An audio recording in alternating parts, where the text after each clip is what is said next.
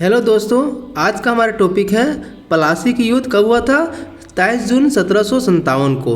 और प्लासी की युद्ध को भारतीय इतिहास के निर्णायक युद्धों में गिना जाता है क्योंकि इसने आगामी 200 वर्षों के लिए भारत की नीति को तय कर दिया। प्लासी का युद्ध 23 जून 1757 को बंगाल के नवाब सिराजुद्दौला की सेना और दूसरा रॉबर्ट क्लाइव के नेतृत्व में हुआ था। यानी एक तरफ था बंगाल का नवाब सिराजुद्दौला और दूसरी तरफ कौन था? रॉबर्ट क्लाइव, जो ब्रिटिश ईस्ट इंडिया कंपनी के बीच एक अधिकारी था। मीर जाफर ने सिराजुद्दौला को एक कपटपूर्ण परामर्श दिया। नवाब ने युद्ध को एक दिन के लिए स्थगित कर दिया। प्लासी के युद्ध के पूर्व ही नवाब का प्रधानमंत्री सेनापति मीर जाफर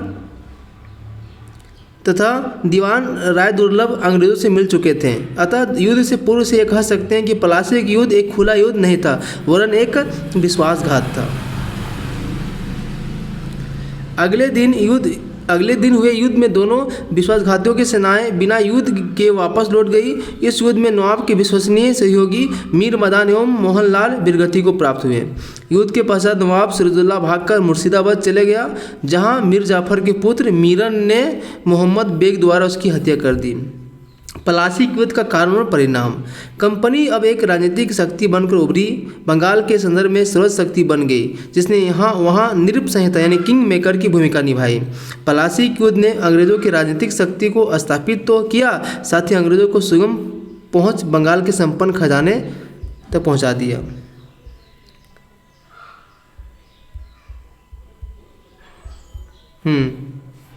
तक कर दिया।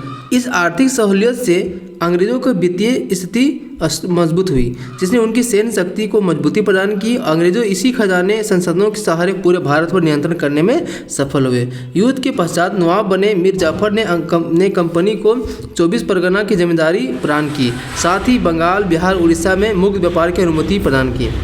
प्लासी की विजय कंपनी विशेष क्लाइव की कूटनीति का परिणाम था। मीर जाफर और नवाब बनना।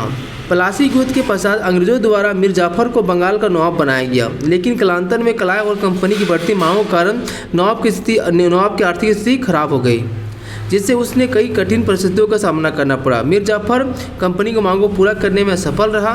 परिणाम स्वरूप अंग्रेजों ने उसे नवाब के पद से हटा दिया। मीर कासिम बंगाल का अगला नवाब घोषित हुआ। ठीक है, अब बोल रहा है शुरुआत में कौन था? मीर जाफर। उसके बाद कौन बना? मीर कासिम।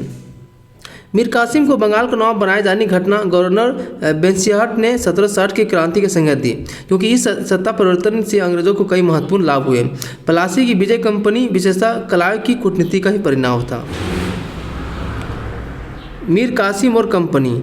मीर कासिम ने नवाब का पद प्राप्त करने के लिए कार्यकारी गवर्नर हॉलवेल के साथ समझौता किया, जिसमें वर्धमान, मिदनापुर, चटगांव की जिम्मेदारी कंपनी को सौंपी जानी थी।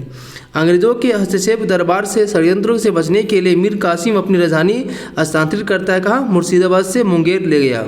उसने यूरोपीय मॉडल पर अपनी सेना को सुदृढ़ीकरण किया, तो पर बंदूक का खरकाना स्थापित किया, ब्रिटिश भ्रष्टाचार को समाप्त करने के प्रयास किया। मीर कासिम द्वारा नौकरशाही का पुनर्गठन किया गया, दस्तक के दुरुपयोग पर प्रतिबंध लगाने का प्रयास किया गया। सैन्य सुधारों और 1763 में नवाब द्वारा आंतरिक व्यापार पर लगे सभी करों को समाप्त कर देने से नवाब और कंपनी के संबंधों में तनाव आ गया। करों को समाप्त कर देने से अंग्रेजों के विशेषाधिकार समाप्त हो गए। राजस्व वृद्धि हेतु मीर कासिम द्वारा एक अतिरिक्त कर खिजरी जामा लगाया जो सभी के लिए था। परिणाम स्वरूप जुलाई 1763 में अंग्रेजों ने मीर कासिम के विरुद्ध औपचारिक युद्ध की घोषणा कर दी। मीर जाफर को पुनः बंगाल का नवाब घोषित किया गया। इस प्रकार बक्सर के युद्ध की पृष्ठभूमि तैयार हुई। बंगाल से निष्कासित होने के बाद मीर कासिम ने अवध के नवाब सिराजुद्दौला से शरण मांगी। स्मरणीय हो, अवध इस समय मुगल सम्राट शाह आलम द्वितीय अली गौहर पहले ही शरणार्थी का जीवन व्यतीत कर रहा था।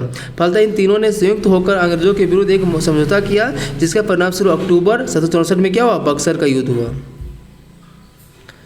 बक्सर का युद्ध 22 अक्टूबर 1764 में।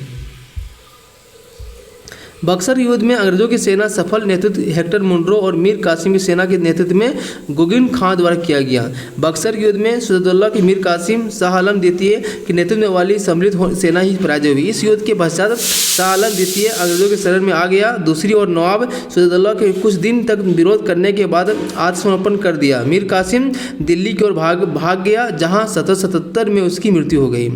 अब हो रहा बक्सर युद्ध का परिणाम और महत्व। तो बोल रहा है बक्सर का युद्ध सैन्य दृष्टिकोण से अंग्रेजों की बहुत बड़ी सफलता थी, क्योंकि प्लासी युद्ध की विजय सिराजुद्दौला के सेनानायकों के विश्वासघात से परिणाम था, किंतु बक्सर युद्ध में अंग्रेजों ने बिना किसी छल कपट के विजय हुए थे। इस युद्ध में विजय के पश्चात बंगाल में अंग्रेजी सत्ता के प्रभुत्व की स्थापना हुई। कंपनी ने एक अखिल भारतीय शक्ति का रूप धारण कर लिया। वस्तुतः इस विजय में प्लासी के परिणामों की ओर पुख्ता कर लिया। भारत में अब अंग्रेजों की चुनौती देने वाली कोई शक्ति प्रत्यक्ष तौर पर मौजूद नहीं था। P.I. रॉबर्ट जैसे इतिहासकार ने प्लासी की अपेक्षा बक्सर की विजय को अंग्रेजों की प्रभुत्व के जन्मभूमि के रूप में अधिक उपयुक्त माना है। आगे देखिए कब हो रहा है 1765 में क्या इलाहाबाद की संधि हुआ। इलाहाबाद की संधि हेतु कलाय दूसरी बार बंगाल गवर्नर बनकर भेजा गया। इस संधि 2 चरण को संपन्न हुआ। इलाहाबाद की प्रथम संधि हो रहा 12 अगस्त 1765 में। यह संधि मुगल सम्राट शाह आलम द्वितीय तथा अंग्रेजों गवर्नर लॉर्ड कलाय के मध्य संपन्न हुई। कंपनी को मुगल सम्राट शाह आलम द्वितीय के अस्थायी रूप से बंगाल, बिहार, उड़ीसा की दीवानी प्राप्त हुई। इसके बदले कंपनी ने मुगल सम्राट को 26 लाख रुपये वार्षिक पेंशन देना स्वीकार किया। कंपनी ने अवध के नवाब से कड़ा और इलाहाबाद के क्षेत्र लेकर मुगल सम्राट शाह आलम द्वितीय को सौंप दिया।